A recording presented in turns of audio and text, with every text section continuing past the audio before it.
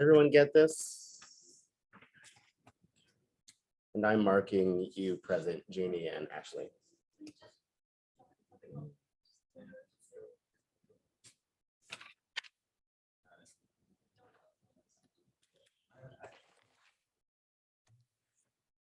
All right, howdy. Lovely weather, right? Glorious. All right, so the sections are starting to get a little bit longer. A little bit more is going on in them. So if there's a point at which you need to pull the brakes so that you can collect yourself and make sure what we're talking about, it would be a good time to kind of try to get on that page because we're just going to be moving forward from here on out, right? So what was today? 6, the rise of the social. Right. So a lot going on here. Not 100% sure how maybe it would be best to go up starting this. So maybe we'll start with if you guys have any questions up to this point, either specifically about this section when you read it or anything up to this point that you're still not fully clear on, because we'll want to make sure we iron that out. So did anyone have any questions or about specific things you read either in this section or any of the previous sections building up to this point?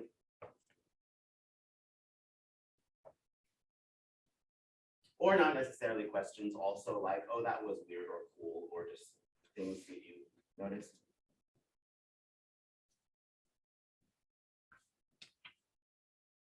A little confused about what Arendt was talking about the section of bureaucracy.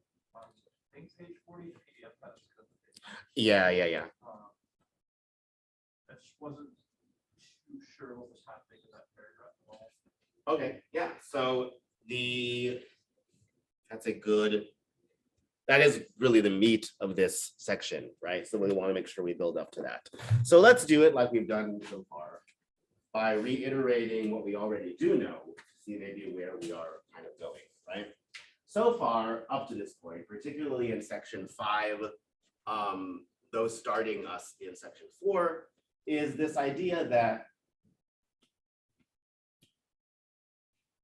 what she really wants to understand, at least again from section 4, is that the social and the political are not the same thing. Even though historically we've translated words for political with words that really meant social, right? So what's the original contrast, if not between the political and the social? What is political really sort of contrasted with? Talked about it last time.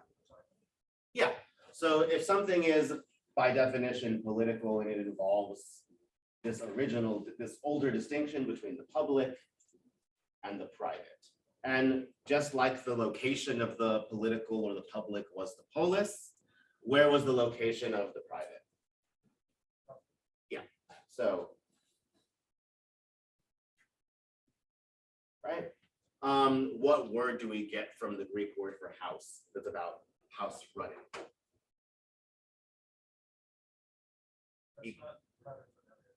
No, that's so paterfamilias is the name of the dad, the head of the household. And remember, in oikia is a household, in ikia. So what word do we get from ikia? That's about running a household. There were like classes on it in the 50s. Yeah, so the science that corresponds to household governance is going to be economics. Just like political science would be the original science corresponding to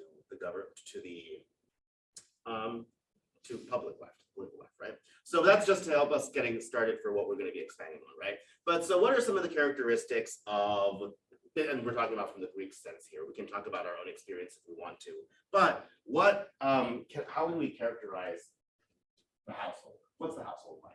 The private household life? What is private household life like? Just from what we've read, right? Like from, or, you know, and how is it different from public life?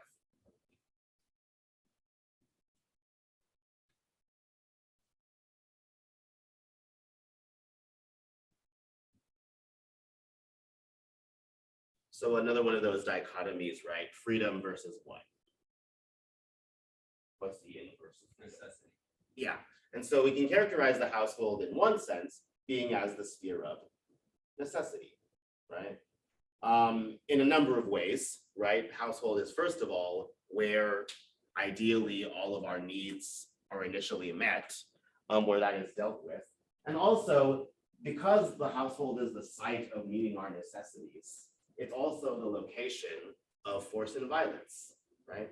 Which we have to use, or which someone at some point had to use to master necessity, right? To be in charge of it. So there's necessity, things are done with force and violence, right? And is there equality in the household?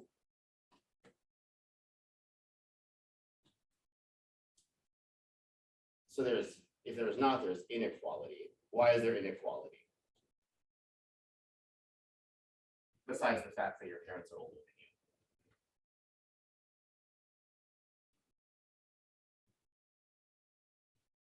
Someone kind of the head of household, actually. It's like the head of the household.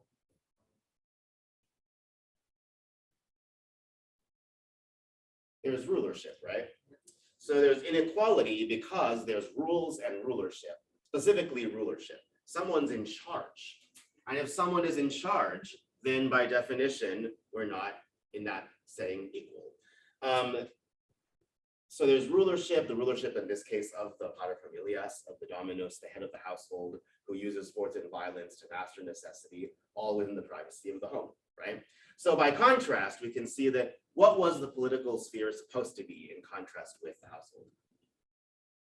If necessity is rules at home, then what happens in politics? Yeah, so it's the sphere of freedom.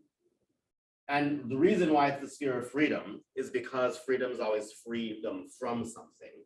So if we've mastered necessity successfully and managed to get out the front door, having made the bed and eaten breakfast and done all the other stuff, then we get to leave the house and be free. So we're free from necessity. We are free from force and violence because by definition in the polis, we only use speech and action to get things done, right? We don't coerce people or do violence or that kind of thing. And the fact that those things obtain means that there is equality in the city in the form of the equality of peers, right? And by definition, although this is counterintuitive to us, by definition, there's not going to be rulership, right? People don't rule in the city. We act or we persuade or we speak, right? Now, so that's the original distinction, which we sort of, again, another thing that to keep in mind is that the word pride or the word priv in private, let's just do it this way. What do you guys think of when you think of the word privacy? Not necessarily just for Arendt, but in your own, like, if I was just like, what does private mean? What do you all say? Things only you know. So a slight element of secrecy, right, made to a certain extent. And if you have secrets, they're usually private, right? Unless it's an open secret, which is a joke. But yeah, so there's secrecy. What else do you think of when you think of privacy?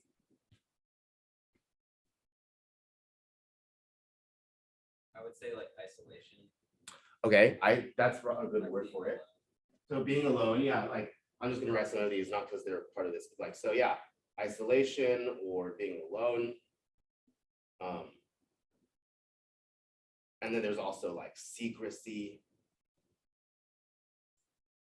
So I mean, yeah, other things, or what kind of things go on in private?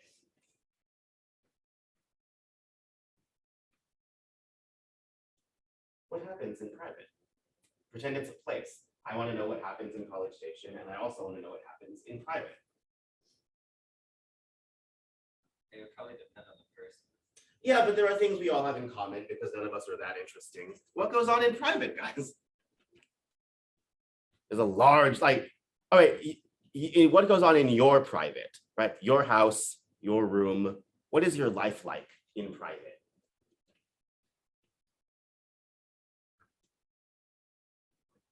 Things that aren't necessities.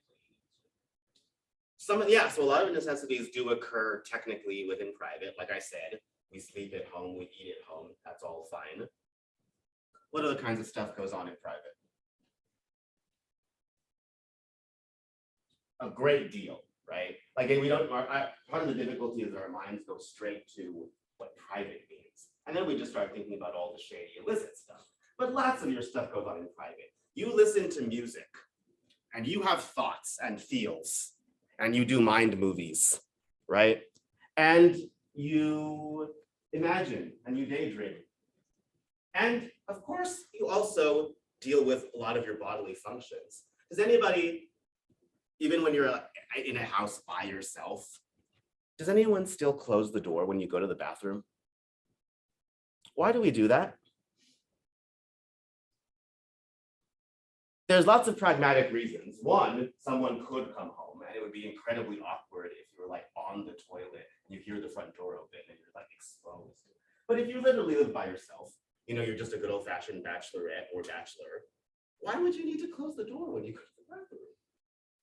Maybe it's almost like in private, we're at our most vulnerable, and so we feel the need to like protect ourselves. Yeah, so our experience of the, what's your name? Max. So what Max is bringing up is a really important point because for many of us, for most of us probably, the privacy functions as a shelter. And it's a shelter for the intimate.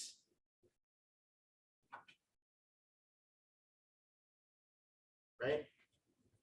Which is also why we speak in euphemisms about the things that are most private, like our private parts, as though we don't know what they're called. Or we talk about being intimate.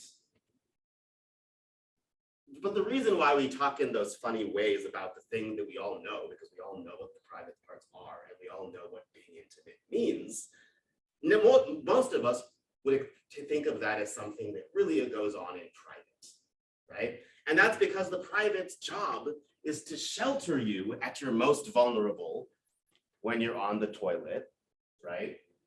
Or in the bed with someone else. That's something which we protect from the glaring eyes of the public, right? Right? So at the same time, that prive part, so our concept of privacy is very largely enriched, one, by the fact that we really, really, really like our privacy. Unless, of course, you know, we don't have time to read through the terms and conditions of an app, in which case it's out the window, but we do in principle think we like privacy, right? We really like privacy because for us, privacy is the shelter of our private life, which for many of us is where most of our intense life occurs, right? On your phone, in your head, in your house, in your bedroom, on a screen. Your private lives are immensely rich, probably, right? In the sense of having lots of stuff, right? But from the Greek perspective, as we have appreciated so far, you can also think of this priv part as being deprived of something, right? The prive in this is the same as the private, right? So from the Greek mindset, yes, we all have needs and we have to somehow master necessity. And those who are able to do that, who are always going to be a small minority, get to come from one sphere into another. Because it's true that we want shelter for our intimate private lives. But what happens if you want to be known? Like what happens if you want to shine? What do you need if you want to shine? The recognition of other Yeah, so you need the recognition of other people. And what do we typically call that? The other people who are recognizing you when you're shining. What's that? It's true. So that's there. It is a public. I'm digging for something a little different. If a group of people are watching you, what are they called? audience. Yeah.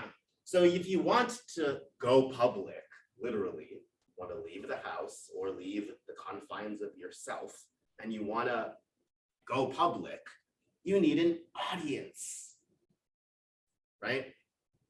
You need a fan base.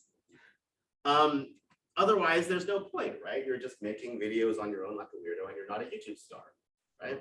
But if you are going to do that and go public, then you have to leave the private because being private means being deprived of a public. Now, sometimes we want that, because I would very much like to be deprived of a public when I'm in the middle of doing number 2. But from the Greek mindset, if you only ever lived your life in private, completely sheltered from the public, that's not a full life, because you can't fully shine. And it is very difficult to overstate the obsession that Greeks had with shiny things, including shiny people. And so you need an audience for that to occur. Now, so understanding that age-old distinction is important. But then around the 1800s, the 1900s, due to a lot of reasons, which we don't have time to talk about, but which Arendt alludes to, and which you can read more about if you're interested, is the rise of this thing called the social. Because the social is not the political, then what the hell is it? What characteristics does the society or the social share, if any, with either private household life or public political life? What do you all think? Just based on the distinctions we've laid out here, the primary distinctions between private and public can be really well understood by this. So what do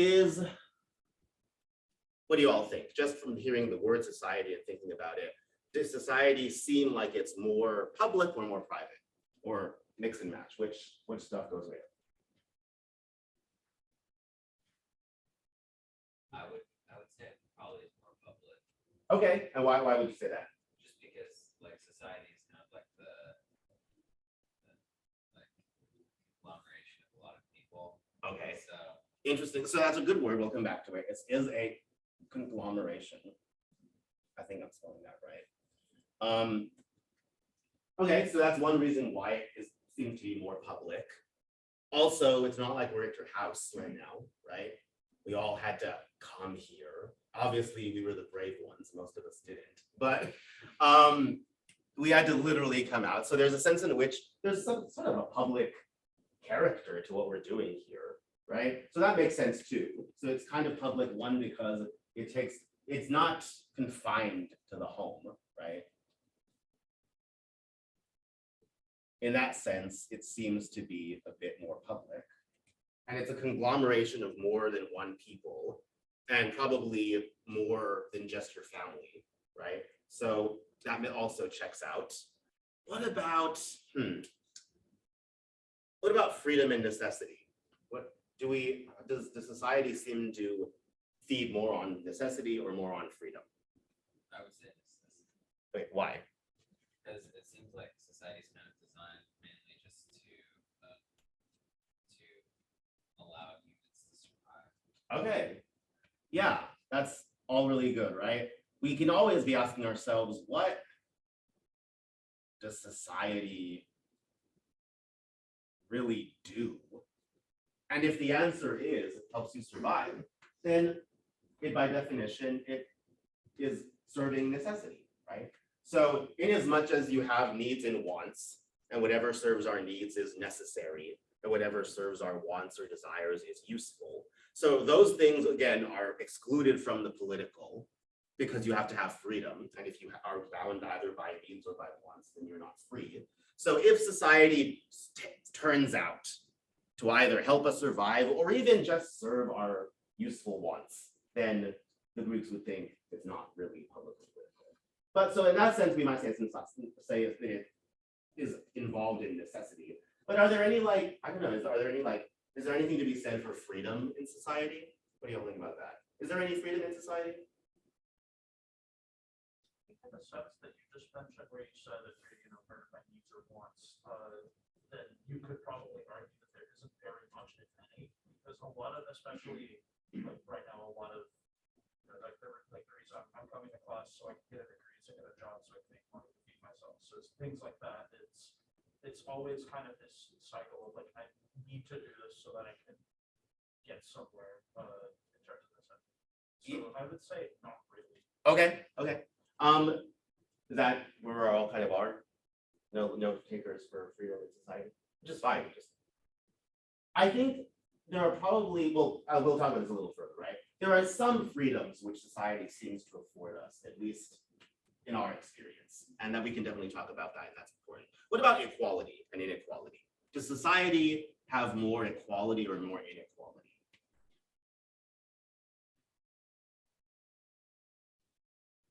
And this is kind of tricky, so it's cool if the answers are all over the place, right?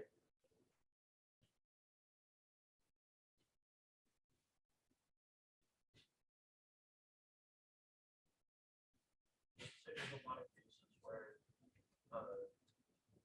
it could be argue either way. The biggest thing for inequality that's sticking out in my head is that, you're always gonna have like a boss or like a mentor or a teacher or something, and it's like, it's not necessarily, you absolutely have to follow them all the time, but it's usually recommended that you do, Mhm. if that makes sense. Yeah, So that would be the case for, there's inequality in that sense, okay. but at the same time, equality such as I'm sitting with like all these other students and they're pretty equal, in those terms. So it's a case by case, I think. Yeah, and what does Arendt think?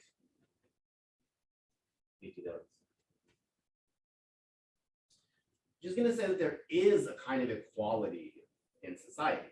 So it does have some equality, but it's not the same kind of equality as the equality of the political or the public. And the reason is because, like we've mentioned, what equality for, so first of all, for us, equality is probably closely related to justice, right? But for the Greeks, equality was really more about freedom, and specifically freedom from necessity, and the freedom to come out and be amongst people who, like you, had also mastered necessity. Even though, of course, you were unequal in a lot of ways, you were alike in that respect, and so they were your peers. Equality for the old political ideal means being amongst one's peers, and in that sense. Equality for society, Arendt is going to say, and this is where we're going to come back to, what's your name? To Michael's question about bureaucracy and like behavior and stuff like that, is that the equality of society, Arendt and others are going to think, is the equality of conformity. The way in which we are all equal, all us in this room, is not actually that we can be sure that we come from a similar or identical socioeconomic background or anything like that. It's that, weirdly enough, even though we're all strangers sitting in like a room on an enormous campus in an enormous state, we all kind of act the same. And why do we act the same? Well, we've been well trained and conditioned. And so that the reason why we can consider each other equals is because we're all equally boring in similar ways, right? Which is not exactly a joke. But now there's this other thing, right? Because we want to come back to this thing of rulership. Another reason why another thing that equality was in the old days was the equality of freedom from being ruled by others or yourself being a ruler.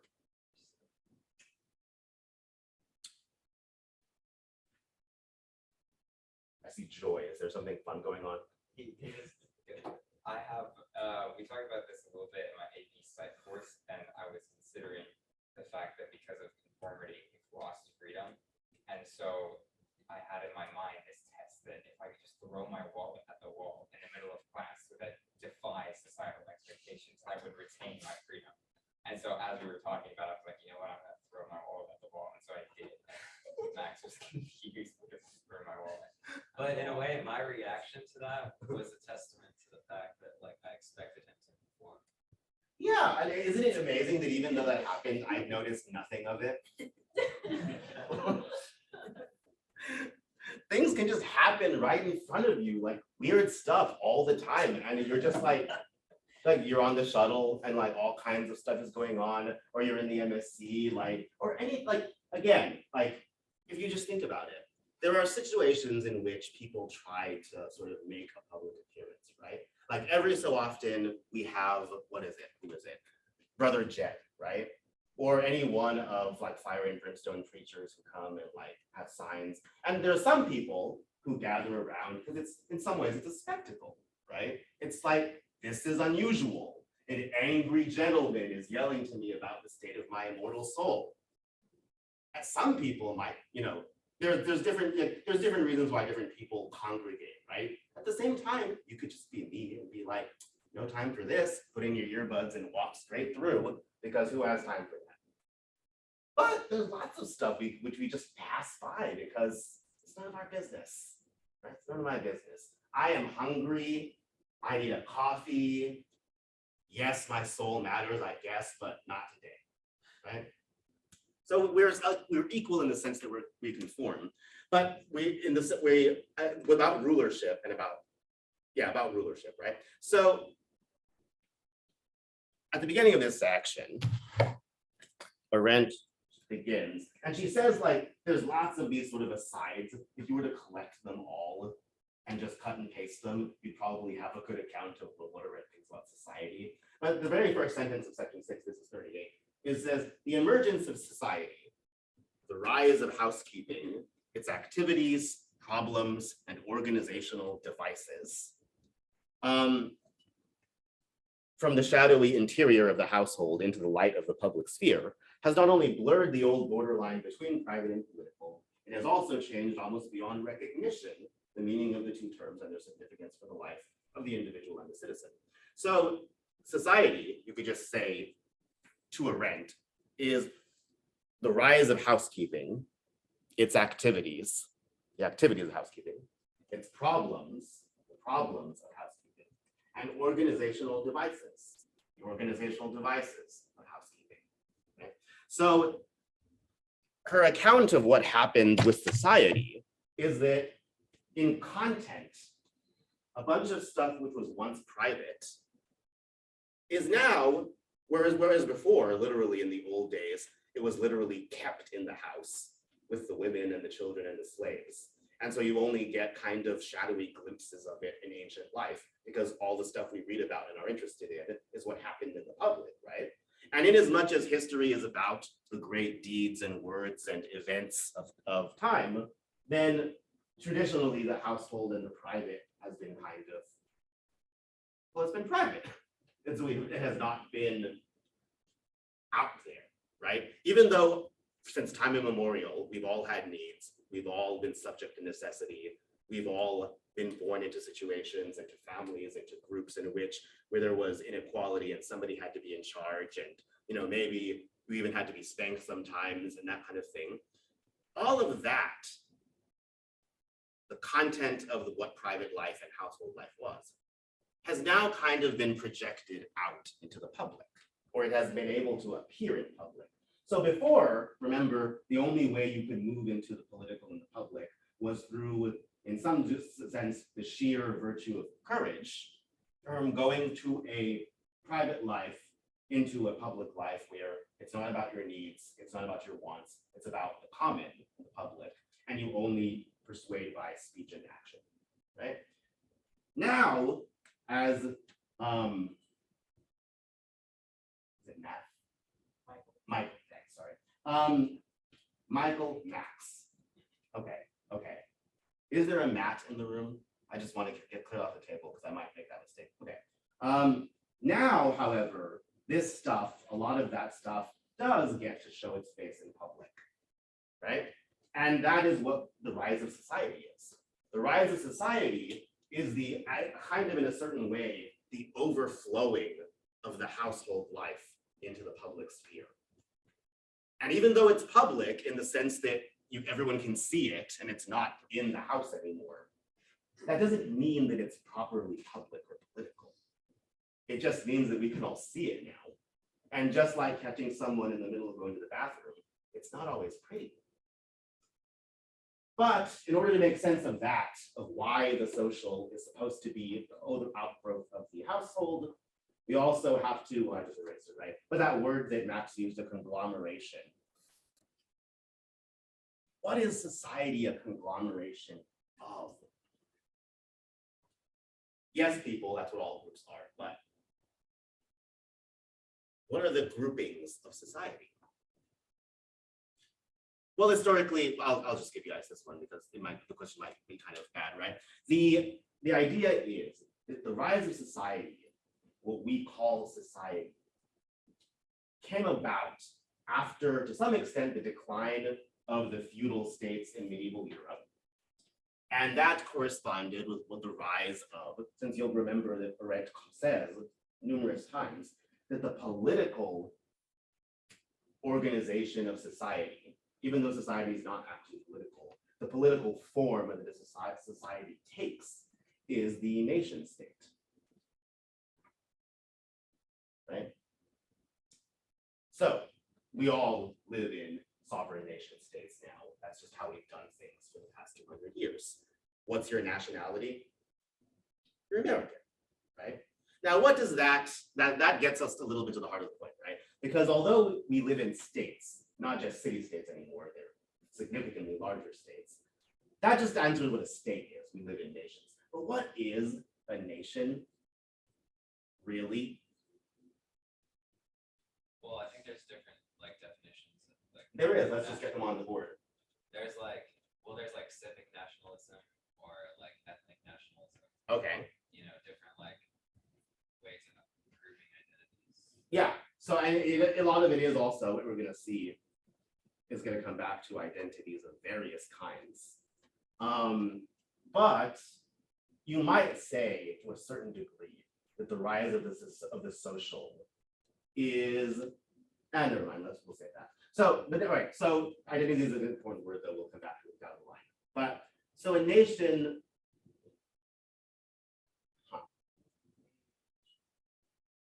okay, so is it possible that the Nate in nation is related to the Nate in nature?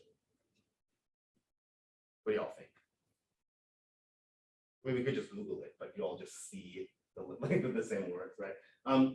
And that might also be related to the Nate in nativity, right?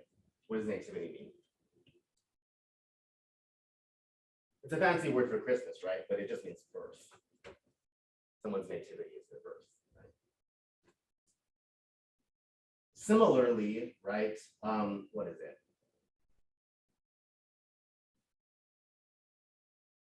I forget what the infinitive in Spanish, right? But you have a similar thing, right? Like someone was born, like nació, right?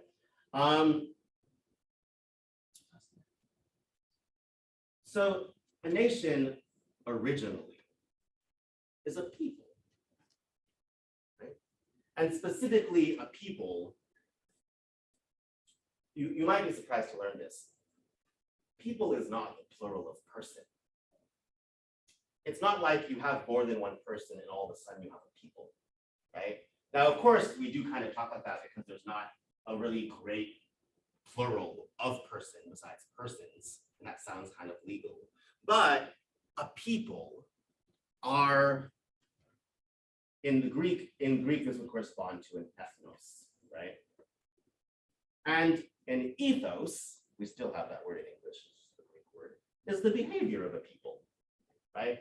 But a nation originally from the rise of what they became is a people. And a people is a people in that they all kind of have the same birth. And this is a very drawn out way of saying that it is ethnic and it is largely racial. But the idea is that a nation state, is a conglomeration of families, right?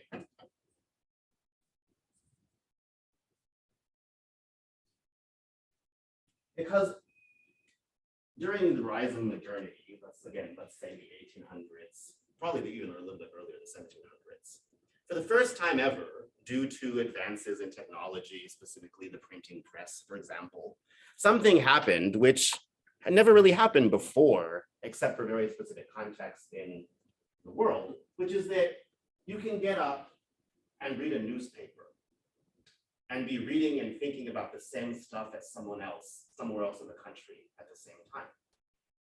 Right? That creates a sense of unity that you don't necessarily have when it takes you 3 days to like march 12 miles somewhere, right? So for a lot of reasons, again, which we won't exhaustively cover, the rise of society corresponded to this idea that all of the people within a nation are related almost like members of a big family. But like the old family, what needs to be done in a family if we're all part of one big happy family? Some sense of authority. Well, we're gonna need rulership again of some kind. So that's gonna come back from the private into the social. And of course, since it is a household, as in the old household, someone has to balance the checkbook. Which means that whereas political science is the science corresponding to politics, like genuine politics, now we have something called political economy.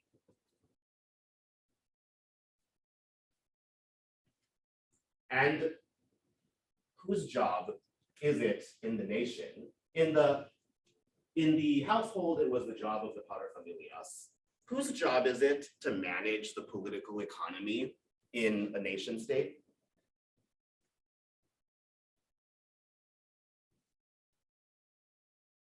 Who's dad in a nation state? Who's your dad? The government is your father, right?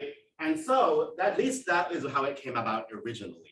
Now, when nations were still based upon peoples in this old ethnic sense, like the French people, the English people, you can easily transpose the idea of the paterfamilias with a monarch, right?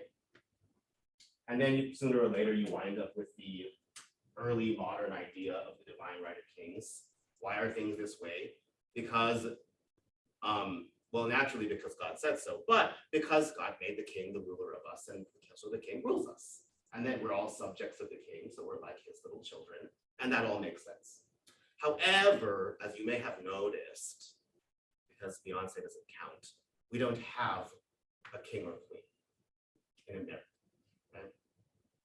So once again, who really is daddy? Yes! When things get large enough, when there are enough people, you don't really need one person to scare them into submission anymore. Because the idea is that whereas in rulership, here primarily the idea of rulership was rule by a ruler.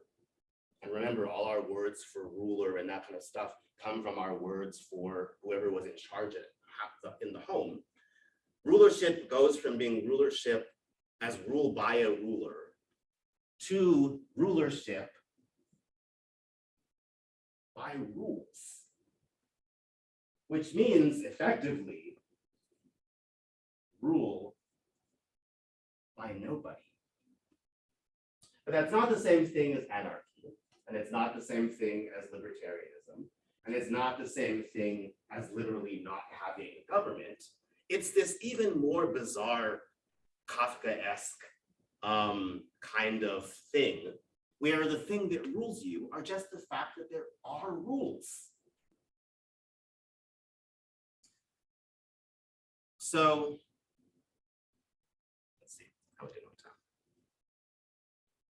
Okay. So, does anybody not walk on the seal?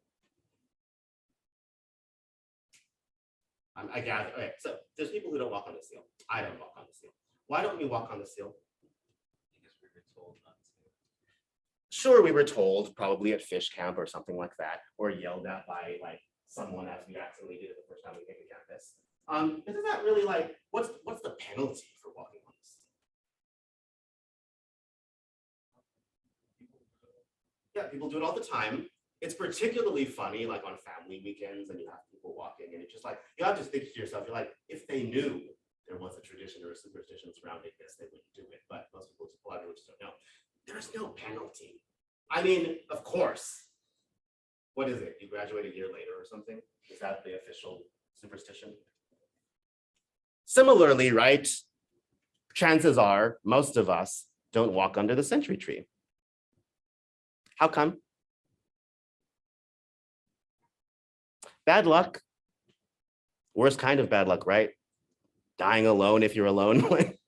Or perhaps chained to the person you're with if you're with someone, right? But there is no real penalty because these aren't laws, right? And yet we still don't do them. Now, I could just be confessing, but similarly, right? This one might be another one. Does anyone walk in with a hat in the MSC? And what happens if someone just like, again, especially with this absurd hat, what happens if I waltz in with the MSC wearing this absurd hat? You probably get told to take it off. Maybe by someone, right? But also, it's also sometimes not, right? Sometimes I've seen people just walk straight through. And again, it's kind of like the seal thing. Who has time for that? Like studies have been done, and it usually turns out that things like that are enforced by a very small but vocal minority of people who really, really care about it. But most of us, again, if you're studying, like you're sitting at Revs or something, and you notice through the glass door somebody has a hat in the MSc, are you going to go stop them? Probs not, right? Maybe. Depends on how red ass you are, right? But the real reason why I don't walk into the MSc with a hat, and the real reason why I don't walk on the seal or under the century tree, is because the mere thought of doing so, especially when there are other people around, makes me incredibly uncomfortable.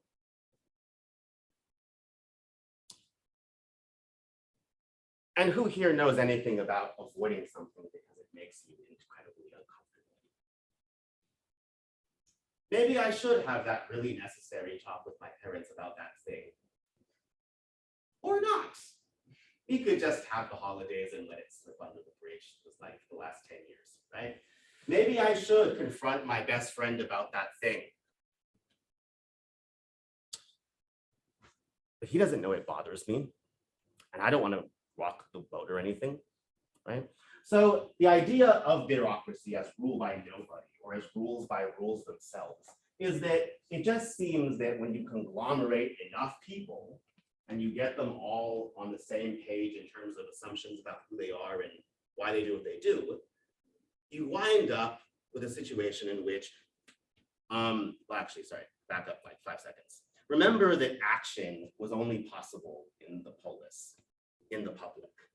And part of why that was because, one, for things to be truly what they are, they have to be seen by somebody. They have to appear.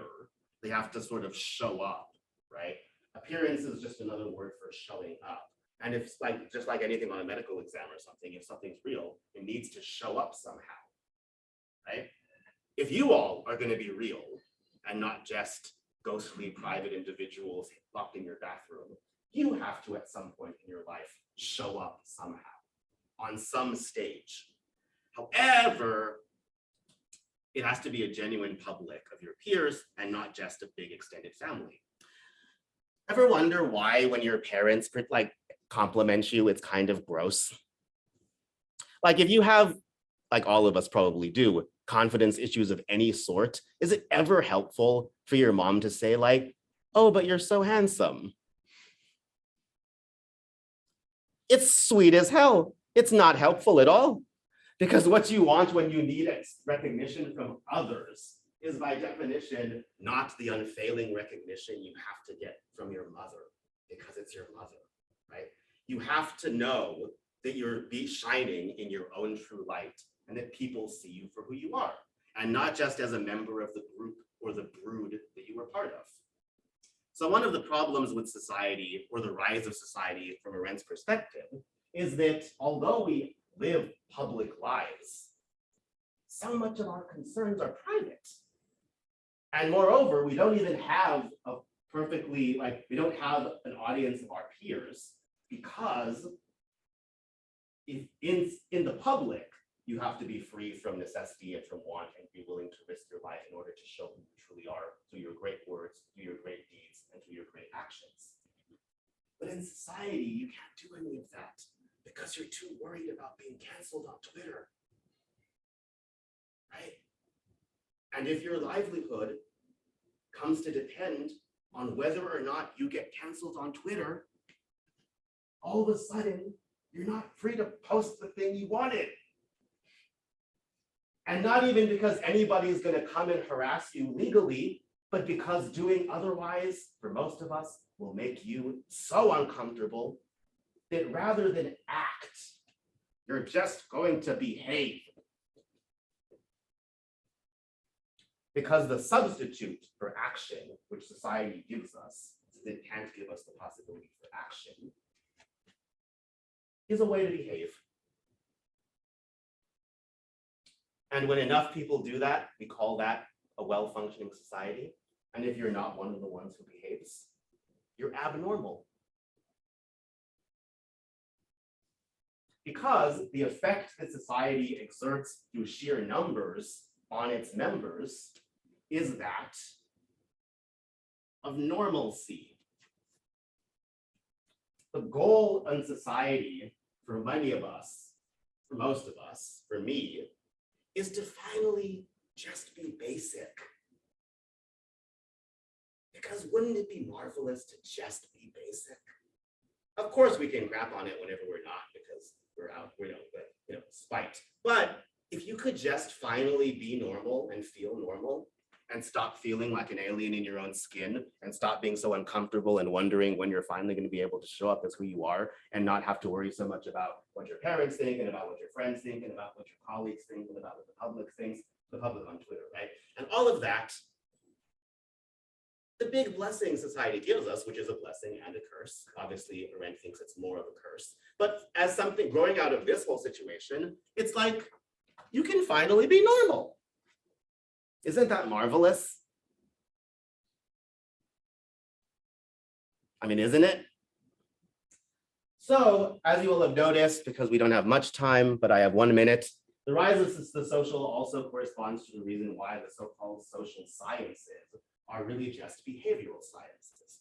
Because one of the fundamental assumptions of modern society is that humans don't actually do great acts, words, or deeds. We are just biological bundles of habitual activity that if we can, in psychological or anthropological terms, learn how to predict, we could then control, and then we would have, instead of political economy, we'd have the greatest version of government yet. Social engineering. Bye. Have a good weekend.